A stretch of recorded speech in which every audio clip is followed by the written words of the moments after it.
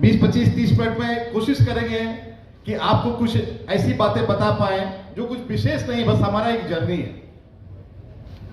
हम जिस रास्ते पर चले, मैं कोशिश करूंगा कि आपको कुछ शब्द ऐसी बातें हो जिससे आपका कुछ फायदा हो जाए। हालांकि मेरे अंदर में वो शब्दों की वो जादू जो ब्रह्म जी के अंदर में मेरे अंदर में नहीं है, मेरे अंदर में वो कला नहीं है। मैं बिल्कुल ही साधारण सा आदमी, जैसे आप हैं वैसे मैं, बिल्कुल साधारण आदमी आपकी तरह मैं, कोई विशेष अलंकृत व्यक्ति मैं नहीं हूं।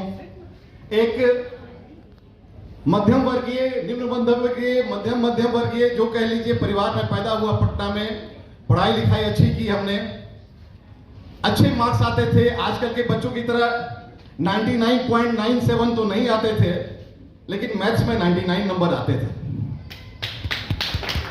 आज से 30, 35, 40 साल पहले, जिस समय 60% आना ही अच्छी बात कही जाती थी, तो पढ़ाई में कमजोर तो नहीं था। सपने बचपन से बहुत बड़े बड़े थे, सपने कभी छोटे नहीं थे। परिवार की आय की साधन सीमित थी, नौकरी पेशा, मेरे फादर नौकरी क्या करते थे, लेकिन फिर भी मेरे अंदर बचपन से एक कांटा घुस गया था। कोई व्यक्ति बुरा नहीं मानेंगे, लेकिन मेरे अंदर एक कांटा घुस गया था कि कहीं भी क्लर्क की नौकरी नहीं पकड़ेंगे। मैं फिर से हाथ जोड़ के विनम्र निवेदन करता हूं, कोई व्यक्ति बुरा नहीं मानेंगे, नौकरी कोई खराब नहीं होती है, नौकरी सभी अच्छी होती है, लेकिन एक कांटा घुस गया था तो घुस गया था। तो उसको पूरा करने के लिए मैं 19-20 साल में ही ग्रेजुएशन करते करते मैंने एमआर की जॉब पकड़ ली। अब बहुत से लोग कहेंगे भैया उससे अच्छा तो कहीं क्लर्क ही था, है ना? लेकिन वो अलग बात है। बहुत सारे जॉब हुए, बैंक में क्लर्क की जॉब हुई। मेरे पिताजी, मेरे पापा मुझे बहुत समझाते रहे, बेचारे पटना से ट्रेवल करके धनबाद आए कि बेटा वहां ज्वाइन कर जाओ। मैंने उन्हें बहुत कोशिश किया समझाने का, और मैंने ज्वाइन नहीं किया। वो समझे नहीं समझे मुझे नहीं पता, लेकिन मैंने ज्वाइन नहीं किया, क्योंकि वो कांटा घुसा हुआ था। घुसा हुआ था, उसे कोई निकाल नहीं सकता था। वो दौर ऐसा था जिस समय बहुत सारा नौकरी की वैकेंसी नहीं निकल रही थी, कुछ राजनीतिक रूप से कुछ और चैलेंजेस थे, और मेरा उम्र भी 21 साल हुआ नहीं था, तो आपको कोई और दूसरी जॉब, अच्छी जॉब जो मैं चाहता था मिल नहीं सकती थी। तो मैं 3, साढ़े 3, 4 साल मैंने लुपिन और ग्लैक्सो में मैंने एमआर का जॉब किया, और वो जो भी मैंने बखूबी किया, ऑल ओवर इंडिया में मैं टॉप 7 एमआर में पहुंच गया, और मेरी वहां प्रमोशन एरिया मैनेजर में हो गई, लेकिन मैंने ज्वाइन नहीं किया। तब तक मैंने 1 महीना का छुट्टी लिया, और भारतीय स्टेट बैंक में पीओ की नौकरी निकली थी, और मैंने उस समय तैयारी किया 1 महीना का छुट्टी लेकर के, और मेरा भारतीय स्टेट बैंक में चयन हो गया। लगा कि जिंदगी तो अब सेट हो गई, अब तो जो चाहेंगे वो पालेंगे। लेकिन 2 ही साल जॉब करते करते ये समझ में आ गई बात कि इस जॉब से पेट तो भर जाएगा, जिंदगी तो बीत जाएगी, लेकिन जो सपने हैं वो नहीं पूरे होंगे, जिंदगी तो कट जाएगी। जिंदगी के लिए क्या चाहिए? जिंदगी के लिए रोटी, कपड़ा, मकान चाहिए, मिल जाएगा। छोटी मोटी इज्जत चाहिए, मिल जाएगा। भारतीय स्टेट बैंक में प्रोबेशनरी ऑफिसर का जॉब उस समय बहुत अच्छा जॉब कहलाता था। आज जो भी रहे, मैं उस पर कमेंट नहीं करना चाहूंगा। उस समय अच्छा, बैंक के दामाद हम लोग कहे जाते थे। हम लोग से 2 साल कोई काम नहीं कराया गया, मन है तो कीजिए, नहीं मन है तो मत कीजिए, है ना? स्केल मैंने हमसे 2-3 स्केल के ऊपर सीनियर अधिकारी को भी हम लोग से बोलने का वो अंदर से उनको हिम्मत नहीं होता था कि डायरेक्ट रिक्रूट है, इससे बोले तो कैसे बोले, आएगा तो बहुत अच्छा, नहीं आएगा तो बहुत अच्छा। सेल्फ इमेज उनका लो हुआ करता था, हम लोग का सेल्फ इमेज बहुत हाई हुआ करता था, तो उसका हम लोग नाजायज फायदा उठाते थे, और 2 साल हम लोग मस्ती करते थे। लेकिन उस 2 साल में समझ में आ गई थी बात कि इससे चाहत नहीं पूरी होगी, जिंदगी बीत जाएगी। जिंदगी के लिए बहुत कुछ नहीं चाहिए दोस्त, जिंदगी के लिए आपको रोटी, कपड़ा और एक छत चाहिए, जो किसी को भी मिल जाता है, कोई बुरा नहीं मानेंगे। लेकिन मैं बताऊं कि भिखारी भी पेट भर लेता है, भिखारी भी तन पे कपड़ा ढक लेता है, और भिखारी भी कहीं सो जाता है, रात में कहीं ना कहीं सो जाता है। लेकिन यदि आपकी चाहतें बड़ी हैं तो आपको कुछ और बड़ा करना होगा, और मेरी चाहतें बड़ी थी। मुझे वो जॉब पसंद नहीं था। मेरे ड्राइंग रूम में बहुत सारे बिजनेसेस का प्लानिंग बना, आधारशिला रखी गई, सब कुछ हो गया, नारियल फोड़ दिया गया ड्राइंग रूम में। लेकिन जब पैसे लगाने की बात आई तो मैं 2 कदम पीछे हट गया। ना बाबा ना, ये 10 लाख रुपया कौन लगाएगा? डूब गया तो जो भी है वो भी चला जाएगा। 5 लाख कौन लगाएगा? डूब गया तो कहां से आएगा वापस?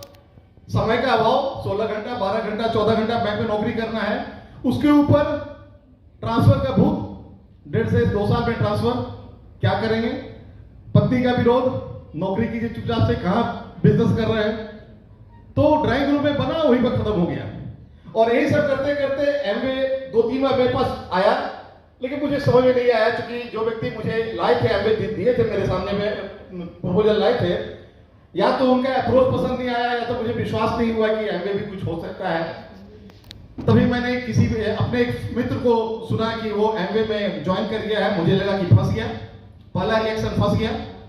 फिर दूसरी बार ये बात समझ में सुनने में आया कि वो 5,000 का इनकम करता है।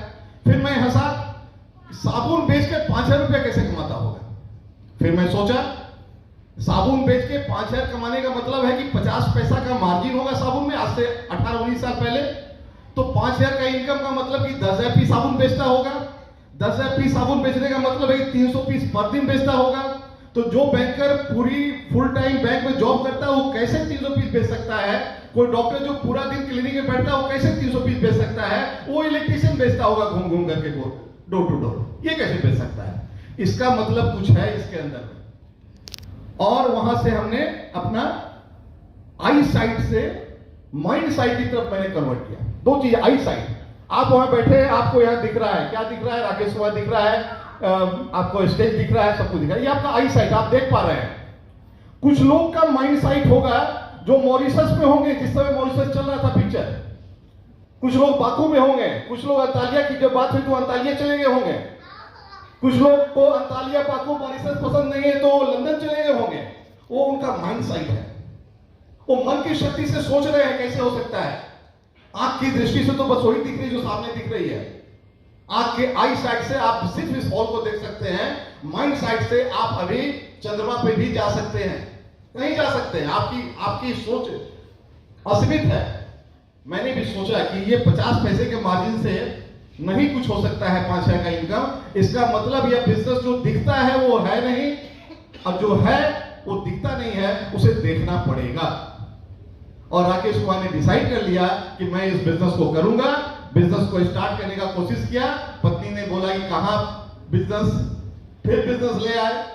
मैंने कुछ लाया था मटेरियल, सीडी सुनने के समझने के लिए, मैं मना किया इन्होंने।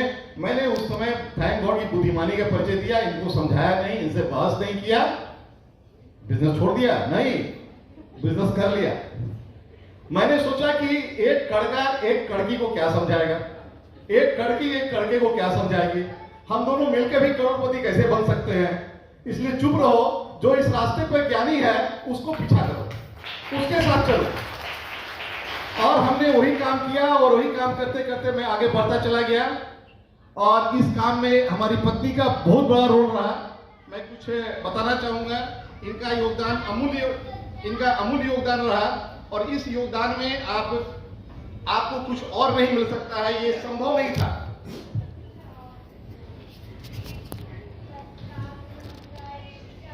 मैंने पहले बोला कि हमें वो शक्ति नहीं है, इसलिए मुझे नकल करना पड़ेगा, लेकिन नकल करके कोई भी आगे बढ़ सकता है, ठीक है। तो इनका योगदान के बारे में ऐसा मैं बोलूं, मैं 4 लाइन बोलना चाहूंगा जो इन्हीं के बारे में है। अपने सपने तुम स्वयं चुनो और बुन लो विश्वास की डोरी से, तुम विजय गर्जना के नायक, तुम्हें क्या करना है लोरी से। हमारी पत्नी ने ये लोरी की बातें या छोटी मोटी आनंद की बातें, इन सबको ठुकरा कर मेरे साथ कदम से कदम मिलाकर इस बिजनेस में पिछले 18-19 वर्षों में इन्होंने जो चैलेंज, जो अपने को चेंजेस किया, जो चैलेंजेस को इन्होंने फेस किया, जो इन्होंने ओवरकम किया, मैं उसके लिए तहे दिल से इनका शुक्रिया अदा करता हूं। और मैं अब माइक उन्हें देता हूं, आप उनसे कुछ शब्द सुने, फिर मैं आगे आपसे बात करूंगा। तो over to diamond going crown Mrs Seema.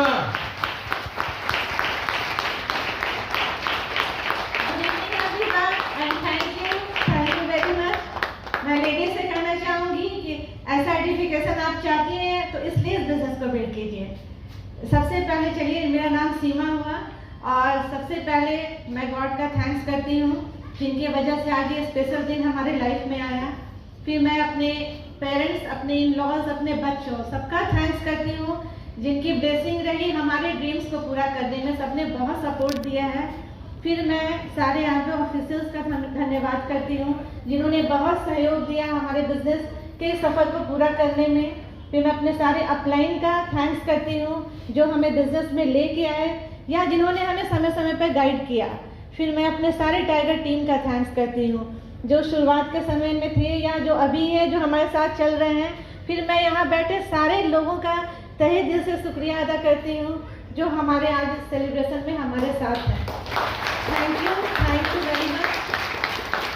मैं अपने बारे में बताऊँ कि मेरे पापा एडमिनिस्ट्रेटिव जॉब में थे, ट्रांसफरेबल जॉब में थे। ट्रांसफ़र होते हुए हम लोग पटना आए, वहीं से IAS होके मेरे पापा ने रिटायरमेंट लिया। मम्मी मेरी हाउसवाइफ थी। 4 भाई बहनों में मैं सबसे बड़ी, पापा की सबसे दुलारी, थोड़ी जिद्दी भी थी और बहुत ही बचपन हम लोग का बहुत रॉयल था। कुछ भी चीज़ की कमी नहीं थी। मांगने से पहले ही समझिए वो पूरा हो जाया करता था। पापा आँख से देख के समझते ही कोई भी चीज़, कभी भी कोई डिमांड, कभी भी कुछ रुकता नहीं था, तुरंत वो चीज़ मिल जाया करता था। तो बहुत अच्छे से बचपन बीती। उसके बाद ग्रेजुएशन पूरी होते होते शादी हो गई। शादी हुई तो हस्बैंड स्टेट बैंक में थे, जैसा कि इन्होंने बताया, स्टेट बैंक में थे। पटना में हमारा ससुराल भी था और मेरे भाई में ही अकेले 3 नंदे थी हमारी और कंफर्टेबल लाइफ थी हमारे। लॉस भी हमारे साथ में थे, अच्छी ज़िंदगी चल रही थी।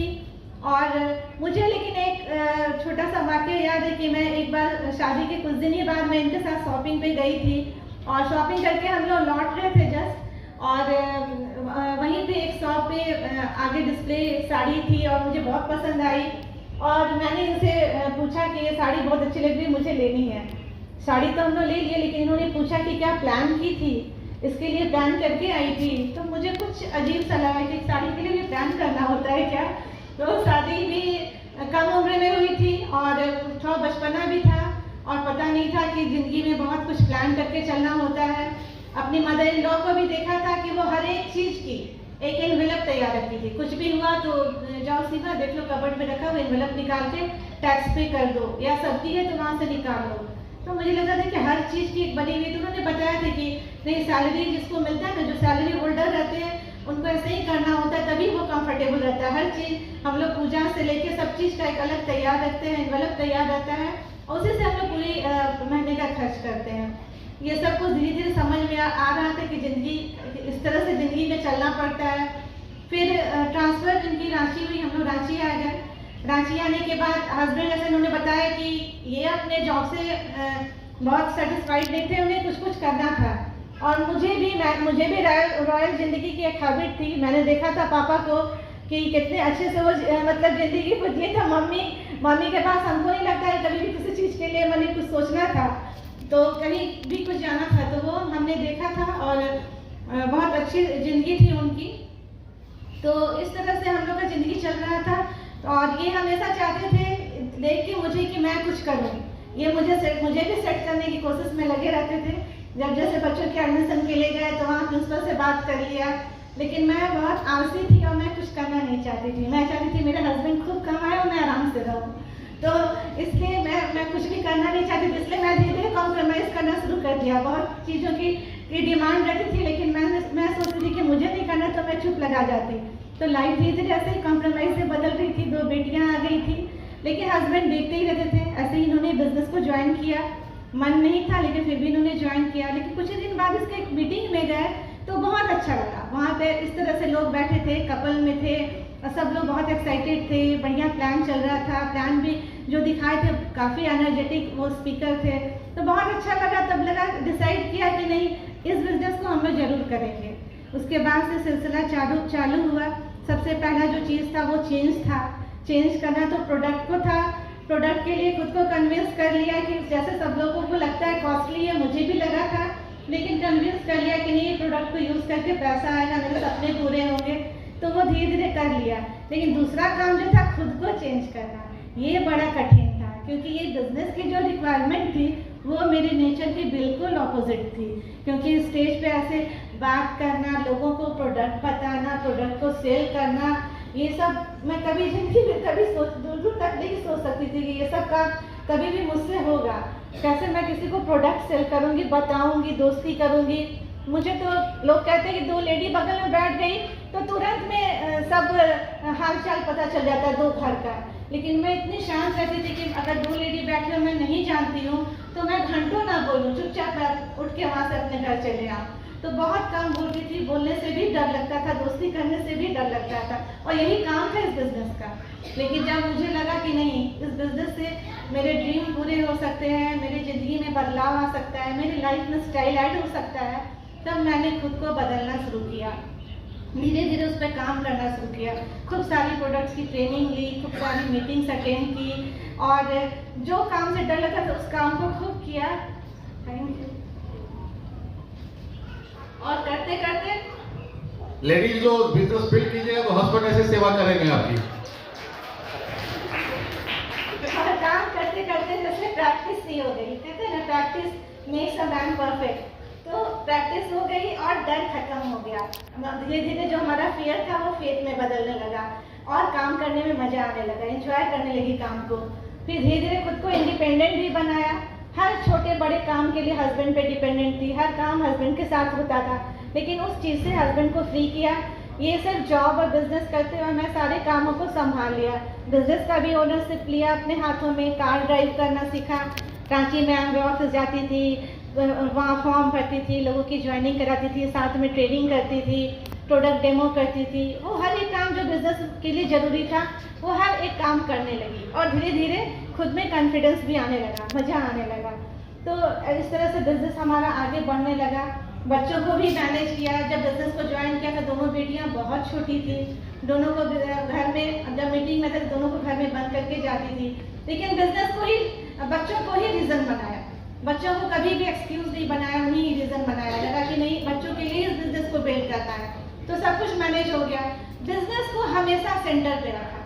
क्या होता था, जब बिजनेस को ज्वाइन करते हैं तो बहुत हम एक्साइटेड होते हैं, लगता है कि तुरंत में ये हो जाएगा, वो हो जाएगा, लेकिन तुरंत तो कुछ होता नहीं। बिजनेस है, जानते जानते थोड़ा वक्त लगता है, लोग धीरे धीरे पेशेंस लूज करने लगते हैं, और कुछ भी होता है तो सबसे पहले बिजनेस को किक कर देते हैं। घर में अगर फंक्शन है, शादी है, तो बिजनेस को किनारे कर दिया, एग्जाम है तो बिजनेस को किनारे कर दिया। तो हम लोगों ने वो काम नहीं किया, हम लोगों ने बिजनेस को सेंटर में रखा और सब कामों को मैनेज किया। और देखिए धीरे धीरे सब काम भी, कोई काम रुका नहीं, सब काम होता चला गया। तो इस तरह से बिजनेस को प्रायोरिटी में रखा, बिजनेस को सबसे पहले बिजनेस पे ध्यान दिया, उसके बाद कामों को किया। हस्बैंड के साथ बच्चों को शाम में पढ़ा देती थी, दिन में ही पढ़ा लेती थी, दिन में ही उन लोग का होमवर्क करा लेती थी। शाम के समय खुद को फ्री रखती थी, ताकि हस्बैंड यदि जॉब से आए, कोई अपॉइंटमेंट बुक है तो उनके साथ डेमो पे जाए, प्लान पे जाए, रिलेशनशिप बिल्डिंग पे जाए, या हमारे घर पे कोई आए तो हम उनको एंटरटेन करें। रात का डिनर भी पहले प्रिपेयर कर लेती थी, कोई बहाना नहीं था, इसलिए कि खुद का बिजनेस था। और पता चल गया था कि 2 बच्चे हमारे हैं, 2 बेटियां हमारी हैं, कल को ससुराल चली जाएंगी, हमारे साथ रहेंगी नहीं। लेकिन ये जो तीसरा बच्चा, ये बिजनेस हमारा है, यदि इसको हम बच्चों की तरह पाल लेंगे तो ये हमेशा हमारे साथ रहने वाला है। और ये जो बच्चा, तीसरा बच्चा है, वो हमारे साथ साथ हमारे बच्चों का भी ख्याल रखेगा, और बहुत सारे बच्चों का ख्याल यहाँ पे इस बिजनेस के द्वारा मैं रख पाऊंगी। इस चीज़ का मन पे भरोसा था, इसलिए इस बिजनेस को लगातार बिना किसी बहाने के बिल्ड करते चली गई।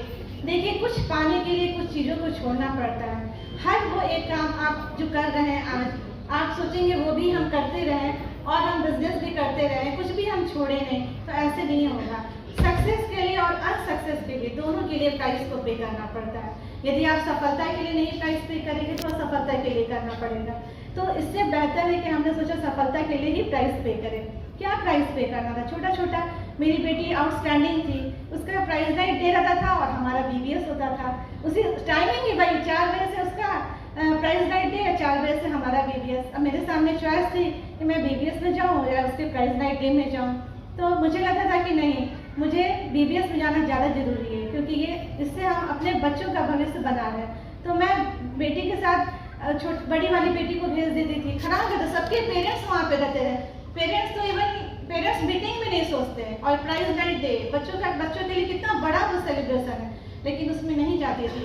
बच्चे वहाँ पे जाके करके चले आते थे, मुझे बुरा लगता था, लेकिन मैं बीबीएस अटेंड करती थी। भाई की शादी थी, बहन का बहुत अरमान होता है कि एक सप्ताह जाके रहे, एंजॉय करे, लेकिन हमारा प्लेटिनम क्वालिफिकेशन में मैं नहीं गई, एक दिन के लिए भागते दौड़ते गई और जाके चली आई। इस तरह से बेटी का बर्थडे रहता था समर में, छोटी वाली बेटी का। हर उसके बर्थडे में समर कॉन्फ्रेंस उसी डेट में। मेरे सामने था चॉइस था कि मैं न जाऊं, लेकिन मैं हमेशा जाती थी, केक मंगा के रख देती, दोनों बेटी मिलकर काटती, हमें समर कॉन्फ्रेंस अटेंड करती। तो इसका रिवॉर्ड मिला। आज बड़ी वाली बेटी इस बिजनेस में फाउंडर्स प्लेटिनम में हमारे साथ हर एक फॉरेन ट्रिप में साथ रहती है। छोटी वाली बेटी की भी लाइफ में स्टाइल ऐड हो गया, वो हर एक चीज़ जो वो चाहती है वो करती है, किसी चीज़ के लिए भी उसको सोचना नहीं है। तो ये सिक्योरिटी बिजनेस को करके हम लोगों ने किया। देखिए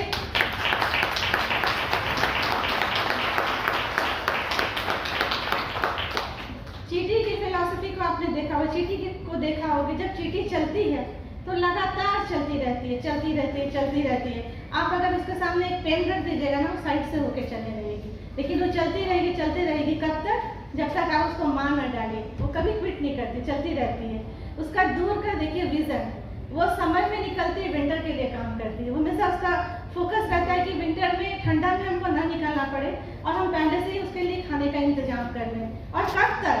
जब तक वो कर सकती है तब तक वो जी भर के वो काम करती है उस चीज के लिए। माइंड उसका हमेशा पॉजिटिव रहता है, वो हमेशा चाहती है विंटर के बाद फिर समर आएगा, फिर हम लोग बाहर निकलेंगे, कभी भी क्विट नहीं करती है। इस चीज को हम लोगों ने भी सीखा कि कभी बिजनेस को क्विट नहीं करना, चलते रहना है। देरी हुआ, थोड़ा लेट हुआ, लेकिन फिर भी हमने रेस कंप्लीट किया, छोड़ना नहीं है, करते रहना है। जो इस बिजनेस को छोड़ा नहीं है वो सब कोई सफल हुआ है, आगे पीछे, लेकिन हर कोई सफल हुआ है। इस चीज को हम लोगों ने ध्यान में रखा। फिर डिलेड ग्रेटिफिकेशन पर भी ध्यान रखा। हम लोग बहुत गर्मी जमशेदपुर में थी जब हम लोग आए थे, और फटाफट सबके घर में एसी लग रहा था। इनके पास भी पैसा था, हम लोग एसी लगवा सकते थे, लेकिन हम लोगों ने गोल लिया था कि हम लोग प्लैटिनम जाएंगे तब हम लोग एसी लगवाएंगे। तो हम लोग उस गर्मी में काम नहीं बिजनेस बिल्ड कीजिएगा तो सिर्फ आपको पानी पिलाना पड़ेगा परिवार को, अदरवाइज हस्बैंड भी पानी पिलाता रहेगा। तो हम लोगों ने गोल ले रखा था कि नहीं, बिना प्लैटिनम जाए हम लोग एसी नहीं लगवाएंगे। तो हम लोग काम करते रहते, गर्मी में ही काम करते, रात में भी काम करते, सब लोग एसी में घर में बैठे हैं, सो रहे हैं, लेकिन हम लोग दो कोई निकल के बाहर रोड पे काम कर रहे हैं। तो भगवान ने रिवॉर्ड दिया, प्रेगनेंसी अचीव हुआ, हम लोगों ने सारे रूम में एसी लगवाया। तो इस तरह से कुछ लक्ष्य के लिए कुछ टारगेट भी बनाना पड़ता है, कुछ टारगेट फिक्स करना पड़ता है, तभी आप किसी चीज को पूरा कर सकते हैं। हम लोगों ने भी कमिटमेंट लिया। पहला चीज जो होता है वो कमिटमेंट लेना होता है, उसको अनाउंस करना पड़ता है। जैसे कि हम लोगों ने कमिटमेंट किया था कि हम लोग प्लैटिनम जाएंगे तो एसी लगवाएंगे। तब दूसरा सी आता है करेज। तब आपको क्या लगता है? आपको डर लगता है कि अब हमने बोल तो दिया है, लेकिन हमको करना होगा। आपको हिम्मत जुटाव करना पड़ता है कि नहीं, अब हमें करना है। तब जाके फिर तीसरा सी आता है, वो है क्रिएटिविटी। आप आइडियाज लाते हैं, सोचते हैं कि वो कैसे करना है इस काम को।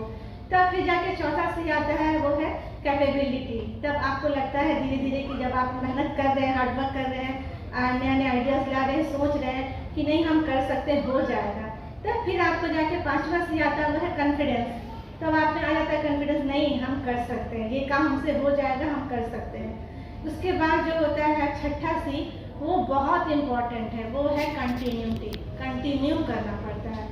आप एक बार 10,000 PV चले गए, आपको बाधा आया, आपने अनाउंस किया, कमिट किया, बाधा आया, आपने हिम्मत किया, डर को भगाया, काम किया, अचीव किया, कॉन्फिडेंस आया, फिर क्या होता है? आराम हो जाता है। ब्रेक नहीं लगाना है, क्योंकि कहते हैं ना कि ठहरा हुआ पानी सड़ जाता है, रुका हुआ आदमी धीरे धीरे डिग्रोथ में जाने लगता है। रुकना नहीं है, रुकेंगे तो फिर क्या होगा? कंटिन्यू नहीं करेंगे तो फिर क्या होगा? नीचे से शुरू होगा।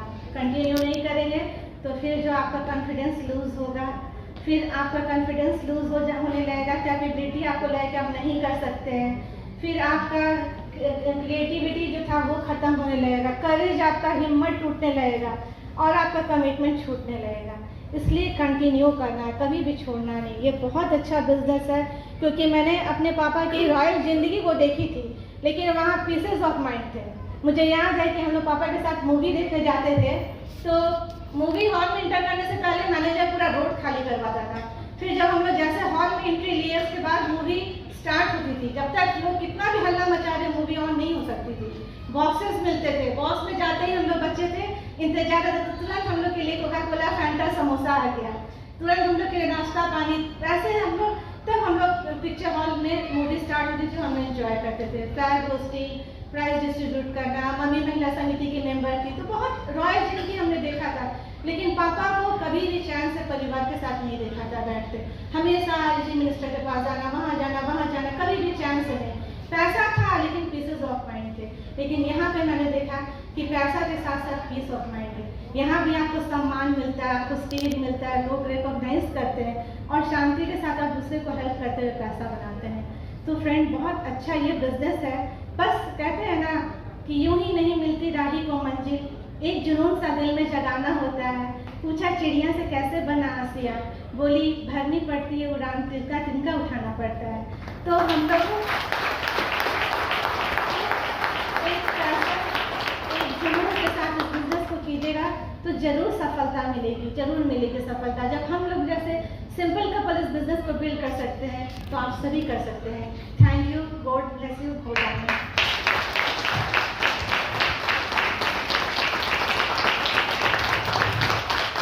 तारीफ कोई जोर से पढ़ सकती है, आप अपने जो बनाना चाहें तो।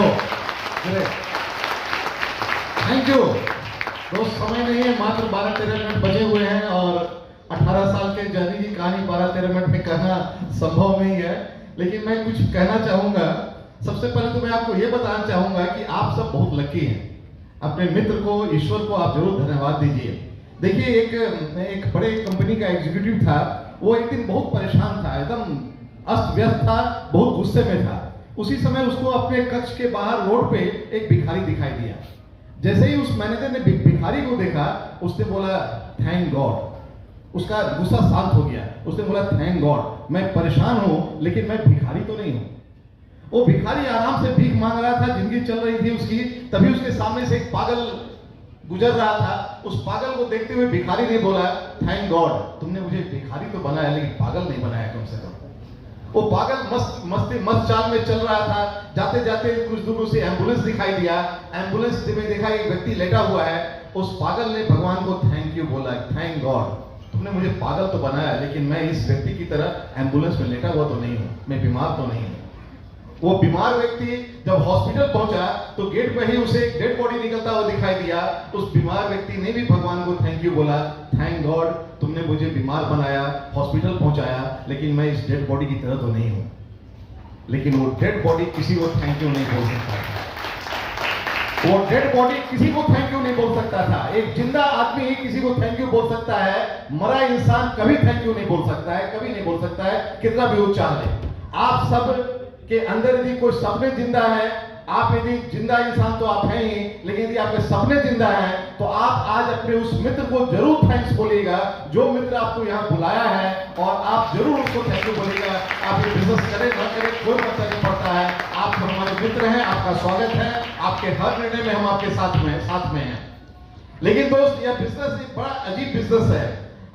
इस बिजनेस में जो दिखाई देता है वो है नहीं, और जो है वो दिखता नहीं है। मैंने आपको पहले ही बोला, जब मैंने बिजनेस को शुरू किया, मैं आपको बताऊंगा मुझे 6 टीम कैसे मिले। मैं कोशिश करूंगा हर एक मिनट में 6 टीम के बारे में बता दूंगा आपको। लेकिन उसके पहले मैं ये बताऊंगा, जैसे ही मैंने बिजनेस शुरू किया, हमारे फ्लैट के एक बड़े ही करोड़पति व्यक्ति रहते थे। मैं उन्हें करोड़पति कहता था क्योंकि उनकी एक बहुत बड़ी इंडस्ट्री थी। उन्होंने बैंक से अच्छा खासा लोन लेकर के स्पंज आयरन का बिजनेस कर रहे थे। और जब उन्हें सुनाई दिया कि मैं एमवे बिजनेस को बिल्ड कर रहा हूं, तो एक दिन रात में लिफ्ट पे हमें 11:30 बजे वो मिल गए और बोले राकेश जी तुरंत सोइएगा तो नहीं? हम कहे नहीं बिल्कुल नहीं, अभी 1 घंटा है। बोले ठीक है, मैं आता हूं आपके घर में। वो व्यक्ति कभी मेरे घर नहीं आए थे। मैं बैंकर था, वो करोड़पति थे, उनका लोन पंजाब नेशनल बैंक से था, मैं स्टेट बैंक में था, क्यों आएंगे मेरे यहाँ? लेकिन उस दिन वो 11:30 पौने 12 रात मेरे घर आए। कुछ 5 मिनट इधर उधर की बात करते करते बोले राकेश जी सुना आपने एमवे बिजनेस शुरू किया है? हमने कहा हाँ, मेरा भाई का साला भी ज्वाइन किया था, 6 महीना उछला बैठ गया। हम कहा अच्छा ऐसा हुआ? हाँ ऐसा हुआ। ये सब बेकार बिजनेस है राकेश जी, सब गरीबों का बिजनेस है। वो किट उठा करके यहाँ से वहां दौड़ते भागते चलो, सामान बेचते चलो, लोग को बोलते चलो, ये सब बेकार धंधा है। आप इतने अच्छे मैनेजर हैं, आप आगे बढ़िए बैंक में। बड़ा अच्छा अजीब बात है भाई, ये व्यक्ति हमको क्यों मोटिवेट कर रहा है बैंक में आगे बढ़ने के लिए? इसका क्या इंटरेस्ट है? जो आज तक हम मेरे पास नहीं आया था। मैंने बोला कोई बात नहीं, बहुत अच्छा है। मैंने उनसे बात करते करते मैंने बोला कि अच्छा आप कितना दिन से स्पंज आयरन का फैक्ट्री लगाए हुए हैं? बोले हो गया 18-19 महीना हो गए, हमके प्रोडक्शन में आ गया। अभी ट्रायल रन शुरू हुआ है, हम गए तो कितना लोन लगाया आपने? तो बैंक से लिया है करीब 40 लाख 50 लाख रुपया बैंक का है आपने अपना, तो अपना कच्चा पक्का सब मिला करके 20 लाख लग गया है। बहुत अच्छा। तो अभी तो 1 करोड़ रुपया पर मंथ आ रहा होगा ट्रायल रन में। अरे कहां आता है, नहीं अभी कहां, हम कब तक आने लगेगा? तो अभी तो कुछ दिन चलेगा, उसके बाद नो प्रॉफिट नो लॉस में आएगा, फिर पैसा कमाएंगे। हमने सोचिए बॉस, 60 लाख रुपया आपने पूंजी लगा दिया बैंक से और घर से कच्चा पक्का सब मिला करके 18 महीने हो गए और आपको अभी 1 करोड़ रुपया पर मंथ नहीं आ रहा है, अगले 12 महीना भी आने की उम्मीद नहीं है और आप तैयार हैं उसके बाद 36 महीने के बाद पैसा कमाने के लिए। हमने तो मात्र 4400 रुपया लगाया है, मात्र 4400 रुपया लगाया है। कम से कम 44 महीने तो इंतजार करें। अपने भाई के सालों को बोलिए कि कम से कम 44 महीने तो बच्चा बंदा काम करता। पहले ही दिन क्यों छोड़ दिया? 10 आदमी ना बोल दिया तो क्यों छोड़ दिया? वो 10 आदमी से पूछ के ज्वाइन किए थे क्या? हम अपने सपने के लिए ज्वाइन किए थे ना, दूसरे से सपने के ज्वाइन नहीं करते हैं, अपने लिए ज्वाइन करते हैं। मान लीजिए कोई गांव है, उस गांव में 100 घर है और बिजली नहीं है। अचानक कोई आपके जैसा कोई तेज तरार बंदा निकला और वो चला गया शहर में और वहां से एक लैंप खरीद के ले आया, चकाचक लाइट खरीद के ले आया, उसका घर रोशनी हो गया। अब बाकी 99 घरों में क्या रिएक्शन होगा?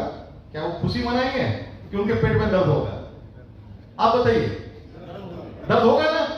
अब दर्द होगा तो दर्द निवारण के लिए क्या उपाय है? 2 उपाय है। वो भी तेज बने, वो भी शहर जाए, वो भी लैंप खरीद के लाए 99 आदमी। और दूसरा उपाय क्या है? उस एक बंदे का आसान काम क्या है? उसका फोड़ दो, वो भी अंधेरा हम भी अंधेरा। तो मैं समझ गया ये बंदा मेरा फोड़ने आए हैं, है ना? ये सज्जन सिर्फ मेरा फोड़ने आए हैं, कुछ नहीं। लोग आपको हतोत्साहित करेंगे, कुछ भी करने चाहिए लोग हतोत्साहित करेंगे। आप अपने टैलेंट पे जिंदगी में आगे नहीं बढ़ते हैं, आपको पैसा रखना पड़ता है। हम सब वाकिफ है, सचिन तेंदुलकर 15 साल का लड़का खेलने उतरा, 2 टेस्ट मैच खेला था, तीसरा टेस्ट मैच में ड्रॉप हो गया था, चौथा टेस्ट मैच खेलने उतरा, 4 विकेट पर 22 रन था, पाकिस्तान के साथ मैच हो रहा था। उधर इमरान खान और वसीम अकरम क्या तेज तर्रार बॉलर, ये 15 साल का बच्चा, उधर सिद्धू था नॉर्थ ईस्ट के रैंक पे। सिद्धू ने कहा तो मैंने तो सोचा कि बच्चा गया, पहली बॉल आई जूम करके निकल गई, तेंदुलकर को कुछ समझ में नहीं आया। टैलेंट था उसके पास, प्रैक्टिस थी पहले से उसके पास, सब कुछ था उसके पास, तभी 15 साल में वो पिच पे उतरा था, लेकिन टैलेंट काम नहीं आया। दूसरा बॉल आया और सीधे उसकी नाक पे खून का फव्वारा पड़ने लगा, तेंदुलकर गिर गया। स्ट्रेचर आया, फिजियोथेरेपिस्ट आए, उन्होंने उसे अपना दिया, मरहम पट्टी किया और लोग स्ट्रेचर को उठा के ले जा रहे थे। सिद्धू बोलता है मैंने सोचा चलो बच गया, कम से कम चल जाएगा, आराम तो करेगा, नहीं तो यहां तो गया। तब तक तेंदुलकर उठ के बोलता है मैं खेलेगा, मैं खेलेगा। नाक पे पट्टी बंधी हुई है, खून की धारा निकल रही है, तेंदुलकर बोलता है मैं खेलेगा। टैलेंट जो था वो था, एक बॉल में कोई टैलेंट बढ़ नहीं गया था, कोई स्किल बढ़ नहीं गया था, लेकिन उसका पैशन जो है उभर के आया था, बोला मैं खेलेगा। अपोजिशन आपको हमेशा हराने के लिए सोचता है। आप बिजनेस बिल्ड करने चल रहे हैं, सारे लोग आपके अपोजिशन पार्टी हैं, सब लोग चाहेंगे कि आप बिजनेस न करो, आप उसी तरह टिफिन बॉक्स लेकर ऑफिस जाओ, घर आओ, सब लोग यही सोचेंगे। सब लोग विद ड्यू रिस्पेक्ट आपके अपने भी यही बोलेंगे, विद ड्यू रिस्पेक्ट आपके माता पिता, आपके बच्चे, आपके भाई बहन, आपके सबसे क्लोज आदमी भी आपको डिस्करेज करेंगे। क्यों डिस्करेज करेंगे? वो आपके दुश्मन नहीं है, उन्हें जानकारी नहीं है। जो जानकारी मुझे राकेश कुमार को हो गई थी, वो जानकारी किसी और को नहीं थी, इसलिए वो डिस्करेज करेंगे। आपके साथ यही होता है और आपको डिस्करेज किया जाता है। मैं इसी डिस्करेजमेंट के बीच में मैं बिजनेस को बिल्ड कर रहा था। मैं पहले बहुत शाही आदमी था, मुझे किसी से दोस्ती नहीं थी, लेकिन बिजनेस बिल्ड करना था तो मैं दोस्ती करना शुरू कर दिया। और मेरा एक बैचमेट था मेरे साथी ब्रांच में, उसकी ट्रांसफर पटना हो गई थी। एक दिन पटना से फोन आया, कैसे हो राकेश? मैंने कहा बहुत अच्छे हैं। बॉस कैसा है? बॉस से सब लोग त्रस्त रहता है, हम और वो दोनों बॉस से त्रस्त है। बॉस कैसा है? बॉस अपने मस्त में, हम लोग अपने में है, छोड़ो जाने दो बॉस को, मैं तो कुछ दिन में रिजाइन कर दूंगा। क्या रिजाइन कर दोगे? स्टेट बैंक का डिप्टी मैनेजर, जिसका मैनेजर में प्रमोशन होने वाला, बोलता है रिजाइन कर दोगे? हाँ, एक ऐसा चीज में क्या रिजाइन कर देंगे? क्या बताओ? अभी नहीं, फोन पे नहीं बताएंगे, मिल के बताएंगे। और ऐसा क्यूरियोसिटी जगह कि वो बंदा अगले 2-3 महीने में स्पॉन्सरिंग हुए और उनके साथ एक ह्यूज टीम बनी। आप कैसे स्पॉन्सर करते हैं, आप कैसे कांटेक्ट करते हैं, क्या आपके अंदर में गट से आप बात करते हैं या आप मीडिया की बात करते हैं, ये डिपेंड करता है आपकी जीत और हार पे। मैंने उन्हें गट से बात किया, मैंने बोला मैं तो रिजाइन करने वाला हूं, रिजाइन किया नहीं था, मैं बोला रिजाइन करने वाला हूं, हो गया 10 महीना 12 महीना 18 रिजाइन कर दूंगा। और उन्होंने इतनी बड़ी टीम बिल्ड की कि वो टीम मेरा एक माने स्ट्रॉन्ग पिलर हो गया है। That person is no other than emerald going diamond Mr Neelkant Das and Mrs Sushmita Das. एक जोरदार क्लैपिंग होनी चाहिए, एक जोरदार क्लैपिंग होनी चाहिए। आगे चल के हाल में हम लोग बचपन, हम लोग 30 साल से बैंक में साथी थे, फिर बिजनेस पार्टनर हो गए और अभी हम लोग रिश्ते में बन गए और हम लोग हमारे संधि हो गए और हम लोग दोनों हमारी बेटी के विवाह में संधि हो गए। तो ये एक प्रकार रिलेशनशिप आगे बढ़ गया। बहुत बड़ी टीम है कि उसमें किसका नाम लूं किसका नहीं नाम लूं। उस टीम में हमारे डायमंड भी है, मनोज एंड उषा सिंह एक डायमंड उस टीम में निकल गए हैं। अनेक उसमें एमरल्ड फाउंडर्स प्लेटिनम अनगिनत लोग हैं, मैं सबका नाम नहीं ले सकता हूं लेकिन अनगिनत लोग हैं और बहुत ह्यूज टीम है। और आने वाले समय में आप देखेंगे उस टीम से पटपटा कर डायमंड निकलेंगे, जैसे मकई पटपटाता है ना, पटपटा के डायमंड निकले, डायमंड पे डायमंड, हर साल 2-3 डायमंड निकलने वाले हैं। ऐसा आप देखने वाले हैं, आप विटनेस करेंगे। और उसी वो टीम आगे बढ़ रही थी, लेकिन वो बिजनेस करते करते ये डिस्करेजमेंट के साथ में मेरा भी ट्रांसफर हो गया। जब से रांची से मैं जमशेदपुर आ गया और जमशेदपुर में मैं किसी को नहीं जानता था, सिर्फ एक व्यक्ति को, और जिस एक व्यक्ति को जानता था वो मेरे अपलाइन थे, वो ऑलरेडी बिजनेस में थे, उन्हें मैं बिजनेस में ला नहीं सकता था। तो मैंने सोचा कि बिजनेस कैसे होगा, मैंने कहा होगा। हमेशा आपके पास हार्ड चॉइस है, इजी चॉइस होता है। तेंदुलकर के पास इजी चॉइस था, वो आराम से स्टेशन पर लेट के जा सकता था ना, खून का फव्वारा बह रहा था, कोई कुछ नहीं बोलता, अगले मैच में सिलेक्शन भी हो सकता, हो जाता। लेकिन उसने बोला मैं खेलेगा, हार्ड चॉइस। फिर चोट लगेगी तब मैंने भी हार्ड चॉइस किया, मैं लोगों से दोस्ती करूंगा, चाहे जमशेदपुर हो चाहे कहीं हो, मैं दोस्ती करना शुरू किया। रांची में जब बिजनेस शुरू किया था उसी से मेरा ट्रांसफर एक रूरल ब्रांच में हो गया था। मेरे पास आसान चॉइस था, मैं अपलाइन को बोल देता कि मेरा तो ट्रांसफर रूरल ब्रांच में हो गया, बिजनेस कैसे होगा, बिजनेस नहीं होगा, 15 दिन में रिलीव होने वाला है, चिट्ठी आ गई है, 15 दिन में रिलीव कर दो।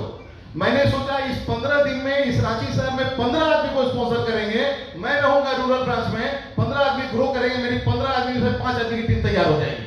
और मैं फटाफट उस 15 दिन काम करना शुरू किया और मेरा वो 15 महीना मैं उसी शहर में रह गया। यदि मैं अपने को डाउन कर देता, मैं काम बंद कर देता, तो काम बंद करने की आदत हो जाती और मैं उसी तरह से फिर 15 महीना पार होता, बिजनेस नहीं बिल्ड होता। लेकिन मैंने हार्ड चॉइस किया कि इस 15 दिन को फ्रूटफुल बनाना है, मुझे काम करना है। उसी तरह जमशेदपुर आके मैं लोगों से बातें करने लगा, कहीं भी जाते थे, कहीं भी लिफ्ट में मुस्कुराना है, दोस्ती करना है, फल वाले पर दोस्ती करना है, वेजिटेबल शॉप पे दोस्ती करना है, डॉक्टर के यहाँ दोस्ती करना है, मेडिसिन शॉप कहीं भी रहे दोस्ती करना है। दोस्ती करते थे तो साइज बात नाम बताते थे, बैंक बताते थे, वो बंदा दोस्ती कर लेता था। जब बिजनेस बनाते थे तो भाग जाता था। कितने लोग तो मेरे घर में बुके लेके आ गए, जब मैंने उन्हें कॉल किया बुके लेके आ गए, मैंने उन्हें बिजनेस दिखाया, भाग गए। कोई बात नहीं, मैं अपना काम कर रहा था, मैंने उनसे कुछ भी बिजनेस शुरू किया नहीं था, मैंने तो अपने लिए बिजनेस शुरू किया था, मैं अपना काम करते चला रहा था। इसी तरह से एक डॉक्टर साहब के गए, होम्योपैथ डॉक्टर थे, उनके यहाँ मैं गया तो देखा कि जो कंपाउंडर है उनसे अंदर मेडिसिन लाके दे रहे हैं। मैंने उनसे बात किया, मुझे लगा कि कंपाउंडर तो दिख नहीं रहे हैं, ये भी तो बड़े स्मार्ट आदमी दिख रहे हैं, तेज तर्रार आदमी दिख रहे हैं। मैंने उनसे बात किया, उन्होंने बोला मैं डॉक्टर साहब का बेटा हूँ, मैं उनको पापा को हेल्प करता हूँ। बहुत अच्छी बात है, कुछ और करना चाहते हैं? बोले हाँ। बोले मेरे घर आइए, शर्त है पत्नी के साथ आइए, मैं और मेरी पत्नी एक बिजनेस भी कर रहे हैं। बोले बहुत अच्छा। संडे के दिन था, घर में आए, मैं अंदर रूम में था, किसी ने मेरे घर के मेड ने दरवाजा खोला तो मेरे कान आवाज गई, ओह एमबे है, मालूम होता तो नहीं आते। ऐसा ही मैजिक कॉर्नर बना हुआ था मेरे घर में, ड्राइंग रूम में सेल्फ पे रखा हुआ था। देखते ही बोला ओह एमबे है, मालूम होता नहीं है, शायद यहाँ बैठी हुई भी है। लेकिन मैंने उन्हें बिजनेस दिखाया। He was none other that late doctor K Prasad Rao and Mrs Sudha Rao. एक जोरदार ताली होनी चाहिए उनके लिए। वो मेरे सेकंड टीम यहाँ पर बने जमशेदपुर सर, उनके नीचे ह्यूज ऑर्गेनाइजेशन बनी। अभी आपने देखा दो फाउंडर्स प्लेटर उन्हीं की टीम में है, mister Pankaj and Mrs Urvashi and mister Sanjay Singh and Mrs Poonam Singh. उन्हीं की टीम में दो फाउंडर्स प्लेटर मिले और भी बहुत सारी टीम उनकी ग्रो कर रही है, बहुत सारी टीम और आगे बढ़ रही है। तो उन्होंने बोला वो एमबे है, लेकिन जब मैंने उन्हें वाकई में सही प्लान दिखाया, सब कुछ दिखाया, तो उन्होंने बिजनेस को ज्वाइन किया। लोगों को सही जानकारी नहीं है, लोग गलत रास्ते पे गलत चीज देखे हुए हैं, और जो लोग देखते हैं आई साइड से उसी को विश्वास कर लेते हैं। आपको उन्हें माइंड सेट से दिखलाना होगा। सूरज हम देखते हैं ना, सूरज उदय होता है, सूरज अस्त होता है, हम बोलते भी हैं सूरज उदय होता है, सूरज अस्त होता है। ये आई साइट है, आंख से देख रहे हैं, बोल रहे हैं। क्या ऐसा होता है क्या? सूरज क्या उदय और अस्त होता है? सूरज अपनी जगह पे है, पृथ्वी घूम रही है, उससे कभी सूरज उदय दिखता है, कभी अस्त दिखता है। ये आपके माइंड में आप जानता है ये बात को, लेकिन हम आंखें देखती है कि सूरज उग रहा है, सूरज अस्त हो रहा है। तो आई साइट और माइंड साइट में अंतर है बॉस। माइंड साइट से इस बिजनेस को देखने का प्रयास कीजिए, आपको इस बिजनेस में ऐसी ऐसी खूबियां दिखेगी कि आप कल्पना नहीं कर सकते। जब रांची में ही था, बॉसेस से पंगे हो रहे थे बैंक में कि एमए बिजनेस बिल्ड कर रहा है।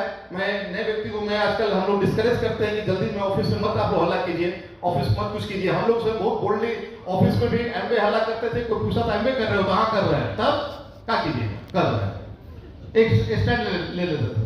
वो करियर में ना, आज मैं बता रहा था किसी को कि आप जॉब में या तो करियर या तो स्टैंड। साइकिल में करियर और स्टैंड होता है ना, दोनों चीज। एक एम्प्लॉय को गिफ्ट दिया गया साइकिल, तो ले गया, कुछ दिन बाद आया मालिक के पास, मालिक इसमें करियर नहीं लगवा दे, बड़ा अच्छा है। बोला ठीक है, करियर लगा के दे दिया। फिर आया मालिक, करियर तो लग गया, स्टैंड नहीं है। बोला either you can choose career और stand. If you want career don't take any stand, if you want stand then don't look after career. तो जॉब में यही होता था। तो हम लोग तो इतना थे नहीं, हम लोग तब मुफ्त थे उस समय। तो ऑफिस में पंगा होते रहा, हमारा बॉस से झगड़ा हो गया, बॉस का ट्रांसफर हो गया। बॉस से कहा हमने ट्रांसफर, क्योंकि प्रमोशन हुआ, हमने उनको कुछ कुछ करके हटवा दिया, कुछ पूरा फात किया था हमने उस समय, बॉस को ही हटवा दिया। ये आदमी हमको अड़ंगा पैदा कर रहा है, तो हमने उसे को हटवा दिया था। तो दूसरे जो बॉस आए वो एमवे जानते थे, वो मुंबई से आए थे, वो एमवे का सेमिनार देखे हुए थे, 8,000 रुपया देके सेमिनार देखे हुए थे। तो उनको इससे फीडबैक किया कि वो जो बंदा है ना मैनेजर, वो एमवे करता है, सवाल कराना उससे। तो एक दिन हमको चुप से पूछे क्या करते हो तुम, बड़ा शिकायत कर रहा था। हमने ऐसे ये करते, अरे तो अच्छा चीज है, वो 8,000 रुपया लगता है। मुंबई में गए थे, बोला 8,000 16,000 का पैकेज। हम कहते उतना नहीं लगता, आप 995 से ज्वाइनिंग शुरू हुई थी, 995 कर सकते हैं। बोला हाँ ऐसा, वो स्टार्ट करते हो तुरंत। उनके नीचे उन्होंने किसी को स्पॉन्सर किया, जमशेदपुर में उन्होंने किसी को स्पॉन्सर किया, उन्होंने किसी को स्पॉन्सर किया। डेप्थ जाते जाते जाते जाते हमें वहां पर एक ऐसे लीडर मिले, मिस्टर विजय वर्मा, मिसेस शुभा वर्मा, जो आज गोल्ड प्रोड्यूसर और आगे जा रहे हैं। लेकिन उन्हीं के टीम में हमें दोनों सिल्वर मिले, Mr Kishore and Mrs Shyamala, और मिस्टर पवन एंड एक सिल्वर मिले, दोनों सिल्वर मिले। लेकिन उसी के फिर नीचे हमें मिस्टर हेमंता, मिसेस विजय लक्ष्मी मिली, जिनको आपने देखा है जो प्लेटिनम है। ये मेरी तीसरी ऑर्गेनाइजेशन वहां बनी, और मैं हम लोग एमरल्ड जगह थे, आज से 10 साल हो गया। एमरल्ड जाने के बाद हमने बैंक ने और प्रेशर दिया, बोला कि आप चेन्नई चले जाओ। प्रमोशन तो दे दिया था, कुछ दिन हमारे सीजीएम ने हमें रखा बिहार, झारखंड बिहार में, फिर कहा आप जाना पड़ेगा। तो उस समय हमने फिर हार्ड चॉइस रखा। मेरे पास फिर 2 चॉइस था, मैं चेन्नई चल जाता, नौकरी भी करता, 1.5 लाख रुपया किसी को काटता नहीं था, और एमए भी बिल्ड करता। एमए तो ऑल इंडिया का बिजनेस है। लेकिन मैंने सोचा कि नहीं, मुझे मेरा गोल है कि 45 ईयर्स के बाद जॉब नहीं करना है, तो it's high time job quit कर दो, है ना। सोना का रोटी तो खाएंगे नहीं, जितना पैसा आ रहा है जिंदगी चल जाएगा। और हमने वहां पे एमवे को बैंक को हमने बीआरएस ले लिया। पिछले 1 दशक से मैं अपनी जिंदगी खुद जी रहा हूँ, मेरा कोई बॉस नहीं है 1 दशक से। यदि मैं बैंक में रहता तो भी 6 साल मेरी और जॉब रहती, 6 साल मुझे और कहीं ना कहीं घूमते रहना पड़ता है। लेकिन मैं अपना चॉइस की जिंदगी जी रहा हूँ, अपने परिवार का जिंदगी जी रहा हूँ, माता पिता का सेवा कर सका, उनके अंतिम वर्षों में 5, 6, 7 साल उनके साथ 24 घंटा रह सका, है ना। उनके घर परिवार को मैं देख सका, सब कुछ कर सका। अदरवाइज मैं कहीं कहीं घूमता रहता है। लेकिन इसी दौरान दिल में और शांति आ गई थी, और आराम से जिंदगी जी रहे थे। लेकिन ऐसा ही करते करते फिर मेरी बेटी, अच्छा हाँ, रांची में ही एक और वीडियो साहब ज्वाइन किए थे, और बिजनेस नहीं हो रहा था उनका। लेकिन सुनने मैं खोज रहा था उनको, मैं सभी पुराने लोगों को मैं बात कर रहा था। तब तक पता चला वो वीडियो साहब यहाँ ट्रांसफर पोटका हो गया है। फिर उनका पता लगा कि मैं उनके घर गया। एक दिन उनके घर में उनके पूरे मोबाइल का हमने लिस्ट उतारा, करीब 600 की 700 नंबर था, उतारा, और उसमें से हमने 50-60 आदमी को सिलेक्ट किया। मैंने कहा मुझे इनसे मिलवाइए। तो उन्होंने मुझे 8-10 लोग से मिलवाए। उसी में एक ऐसे व्यक्ति से मिलवाए जिसको आप आज ने प्लेटिनम ग्रुप में देखे, ही इज मिस्टर शरद चंद्र भुइया एंड मिसेस संध्या भुइया। उनके घर ले गए और वो आज वहां से प्लेटिनम। तो पुराने लोगों को मैं भूला नहीं, मैं उनसे बात करता रहता हूँ। आज के लिए भी उनको हमने इन्विटेशन दिया था, लेकिन वो बाहर में है, दूर में है। लेकिन अभी शायद वो जूम पे शायद वो बाद में उनको मैं वीडियो रिकॉर्डिंग भेजूंगा तो देखेंगे, उन्होंने मुझसे भेजा है कि आप वीडियो रिकॉर्डिंग भेजिएगा, मैं देखूंगा। तो लोग से कनेक्शन बना के रखा तो भी निकले। फिर मेरी बेटी 18 साल की हो गई तो मैंने उसे स्पॉन्सर कर दिया। वो पटना यूनिवर्स कॉलेज से बीबीए कर रही थी। बिजनेस में जैसे बच्चों का शुरू होता है कि मैं तो कहीं, हर आदमी चाहता है कि कहीं और कुछ सेटल हो जाए, तो मैं उसके टीम में काम कर रहा था, बहुत सारे स्पॉन्सरिंग किया लेकिन कुछ रिजल्ट नहीं आ रहा था। अंत में जब वो ग्रेजुएशन करके वो आई और उसने जब काम शुरू किया तो उसने एक लेडी को स्पॉन्सर किया, मिस्टर सोमी कर्मकार और मिस्टर शंभुनाथ, जिनको आपने देखा इस गोल्ड रिसर्च, और वो इस बिजनेस को बिल्ड किया। उसी दौरान में हमारे फादर जो कॉलोनी में घूमते रहते थे, सुबह मॉर्निंग वॉक करते थे, उन्होंने एक व्यक्ति को बोला, उन्हीं के उनसे बहुत छोटे थे, लेकिन उनको उन्होंने बोला कि मेरा बेटा बड़ा अच्छा न्यूट्रिशन का कुछ काम करता है, आप क्यों उसके साथ जुड़ जाते हैं? तो उनके मन में उत्सुकता पैदा हुआ कि क्या है भाई, ये बता रहे हैं। और एक दिन जब मैं टहल रहा था, उनके साथ बात हुई तो उन्होंने बोला कि आपके पापा कुछ बोल रहे थे, ऐसा कुछ आप कर रहे हैं क्या? हम कहा अभी पेरिस जा रहे हैं। बोले पेरिस जा रहे हैं? अभी भी वहाँ पर स्ट्राइक हुआ है, अभी जा रहे हैं? हम कहा वो कंपनी का आदमी जाके देख लिया, सब कुछ सब ठीक ठाक है और हम लोग को ले जाएगा, अच्छा से ले आएगा, वीजा हो जाए। हम लोगों को कुछ नहीं करना, कर देगा। ऐसा हो सकता है? कहाँ हो सकता है? वो बिजनेस को स्पॉन्सर किए mister Ajit Kumar and Mrs Nishi, उनका नाम था। उन्होंने इस बिजनेस में आए, बहुत तेज तरह काम किए और काम करते करते उन्होंने बहुत लोग से मिलवाया। उसी में उन्होंने हमें मिलवाया Mrs Rajni Rajesh and Mr Rajesh Kumar, जिनको आप तो इस तरह से हमारी एक टीम, 5वीं टीम तैयार हो गई। फिर मुझे एक्सपेंशन, मैंने तो बहुत लोग को स्पॉन्सरिंग किया, स्पॉन्सरिंग की कमी हमने कभी नहीं किया। मैंने तो एमए से पूछा कि मैंने कितना स्पॉन्सर किया है, मेरा अपना पर्सनल गेसिंग है कि मेरा पर्सनल स्पॉन्सरिंग कम से कम हुआ होगा तो 180 प्लस हुआ होगा, क्योंकि 2010 में हमने कैलकुलेट किया तो उसमें 136 स्पॉन्सरिंग मेरा पर्सनल था। तो अभी मेरा 180 से प्लस हो गया। और उसके बाद मैंने सारा स्पॉन्सरिंग भाव्या की टीम में करना शुरू किया था, तो उसके टीम में भी 100 प्लस स्पॉन्सरिंग होगा। तो अभी तक में 19 साल में मैंने कम से कम 250 से 300 के बीच में स्पॉन्सरिंग किया होगा। डाटा आएगा तो कभी और बताऊंगा मैं आपको। तो उसी स्पॉन्सरिंग मैं कहां से कर रहा था, जहां भी जाए, दुकान में, मॉल में, मार्केट में, मैं लोगों से दोस्ती करता था। कहीं पर टूलेट का ऐड लगा, मैं फोन लगा के बात करता था। कोई इंश्योरेंस कंपनी का नंबर मिला, उससे बात करता था। कोई म्यूचुअल फंड वाला मिला, उससे बात करता था। कोई शेयर वाला मिला, उससे बात करता था। बुलाते थे, प्लान दिखाते थे। पत्नी बोलती थी कहाँ इस समय फंसते हैं, हमें फंसता नहीं है, मैं उसको अपॉर्चुनिटी दिखाने का प्रयास कर रहा हूँ। सब लोग नहीं देखते थे, कुछ लोग देखते थे। वो सही देखते देखते एक व्यक्ति आए, बोले कि सर कुछ इन्वेस्टमेंट कीजिए, मैं मिलना चाहता हूँ। आइए, मोस्ट वेलकम, मैं भी तो आदमी ही खोज रहा हूँ। तो वो आए मेरे घर में और मुझे इन्वेस्टमेंट दिखाने लगे। और मैंने उन्हें बताया कि आप टाइम इन्वेस्टमेंट वाले जानते हैं? बोले क्या होता है? हम ऐसे पैसा इन्वेस्ट करेंगे तो बड़ा पैसा मिलेगा, तो टाइम इन्वेस्ट करें तो बड़ा टाइम मिलेगा। बोले ये क्या होता है? हम कहे आप दिन भर में 24 घंटा काम कर सकते हैं। नहीं, 10 घंटा। वहां तो 10 घंटा काम करेंगे, साल में 300 दिन काम करेंगे, 30 साल काम करेंगे, 90,000 घंटा। आप 1 लाख घंटा काम कीजिएगा। लेकिन यदि आपके लिए 10 लाख घंटा काम होने लगे हर दिन, तो ये कैसे होगा? तो आप किसी आदमी में इन्वेस्ट कीजिए अपना समय, उसको कुछ सिखाइए, पहले कुछ सीखिए, फिर उसको सिखाइए। यदि आपकी टीम में 100 आदमी हो गए जो 2-2 घंटा काम कर रहे हो, तो 200 घंटा आपके लिए हो गया, 10 घंटा आपका काम, तो 210 घंटा आपका काम हो गया। फिर वो 200 आदमी में अगर इस तरह से 200 आदमी की टीम बना दिए, तो आपके लिए एक ही दिन में 10,000 घंटा काम हो सकता है, और 10 दिन में आपके लिए 1 लाख घंटा काम हो सकता है, जो आप पूरी दिन की करेंगे। बातें उन्हें समझ में आ गई और वो बिजनेस शुरू किए। Now he is also platinum and Mrs Ruby and Mr Chandan, आपने उन्हें स्टेज पे देखा। तो इस तरह से 6 टीम तैयार हो गई और हम लोग बिजनेस को बिल्ड किए। लेकिन मैं आपको ये बताना चाहूंगा, समय खत्म हो गया है, मैं ज्यादा समय नहीं लेना चाहूंगा। बहुत सी बातें मैं बोलना चाह रहा था, लेकिन मैं ज्यादा ओवर टाइम नहीं लूंगा, अदरवाइज अर्जुन जी बोलेंगे कहाँ किसको माइक पकड़ा दिया है, बस छोड़ ही नहीं रहा। बहुत कुछ बोलना था आपसे, लेकिन कभी और बोलेंगे। मैं एक चीज बताऊंगा कि अपना सेल्फ इमेज हाई रखिए, कभी सेल्फ इमेज लो मत कीजिए। कभी ये मत सोचिए कि आप बिजनेस को नहीं कर सकते, आप हमेशा बिजनेस को कर सकते हैं। देखिए हिरन जो है ना, हिरन की गति जो है वो करीब 70-80 किलोमीटर प्रति घंटा होती है, लेकिन बाघ की जो स्पीड होती है वो 60 किलोमीटर प्रति घंटा होती है। लेकिन फिर भी बाघ जो है वो हिरन को खा जाता है। क्यों खा जाता है? बाघ हिरन को इसलिए खा जाता है कि हिरन और बाघ में जब रेस होता है तो हिरन दौड़ते पीछे घूम के देखता है कि बगवा कितना दूर है। और जो पीछे घूम के देखता है ना, उसी समय हिरन का स्पीड जो कम हो जाता है और धीरे धीरे बाघ उसके नजदीक पहुंचते रहता है, और एक समय आता है कि बाघ उसको दबोच लेता है। ये गलती कभी मत कीजिए। आप अपनी स्पीड में चलते रहिए, कभी खोद कर मत देखिए क्या हुआ। बीज को यदि आप रोज खोद के देखेंगे तो बीज कभी पौधा का रूप लेने वाला नहीं है। तो एक कविता से मैं अपनी बात को खत्म करना चाहूंगा, क्योंकि समय बहुत ही ज्यादा हो गया है। तो रुक गया है समय 40 मिनट, पहले शायद 5-10 मिनट प्लस हो गया है। गर्व जुनून हो सर पे तेरे और अंतर में हो विश्वास, फिर ठोकर और ठुकराने का होगा कहां तुम्हें ऐसा। बहुत लोगों ने ठोकर दिया, बहुत लोगों ने ठुकराया, बहुत लोगों ने डिस्करेज किया, लेकिन आज उनका नाम याद नहीं है। लेकिन हमें याद है मैं कौन कौन सा देश घूमा हूं। मैं फुकेट गया हूं, मैं मलेशिया का पेनांग शहर गया हूं, मैं बाली गया हूं, मैं स्विट्जरलैंड गया हूं, मैं मेलबर्न गया हूं, टोरंटो गया हूं, दुबई गया हूं, सिंगापुर गया हूं, है ना। और एक जो शहर बीच में साथ छूट रहा है, कनाडा का टोरंटो गया हूं, और ऑस्ट्रेलिया मेलबर्न बोल दिया, टोरंटो गया हूं। अभी हम लोग अंतालिया जा रहे हैं, मार्च में लोग दुबई जाएंगे, फिर 2 ट्रिप और दिखलाया गया है, वहां जाएंगे, फैमिली ट्रिप मॉरिशस जाएंगे, बाकू जाएंगे, बीच में और एक ट्रिप है बुडापेस्ट का ऐसा ट्रिप होगा, है ना। तो वो भी है। तो इतना जगह घूम लिया मैंने इस बिजनेस के थ्रू।